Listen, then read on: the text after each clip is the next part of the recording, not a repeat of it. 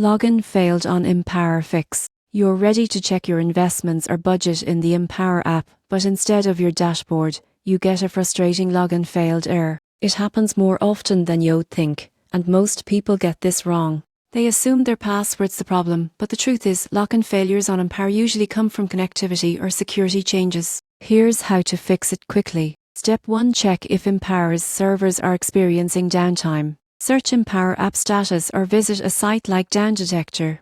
Empower systems handle large amounts of encrypted data, and during updates or maintenance, logins may temporarily fail. If that's the case, just wait it out. The issue is on their side. If the servers are fine, the next step is to test your internet connection. Switch between Wi-Fi and mobile data. Empower's secure encryption protocols require a stable connection, and a weak signal often causes failed logins. Then, make sure your app is fully updated. Go to the App Store or Google Play, search for Empower and hit Update. Old app versions may not work with Empower's latest security requirements. Still having trouble? Try clearing your cache or reinstalling the app.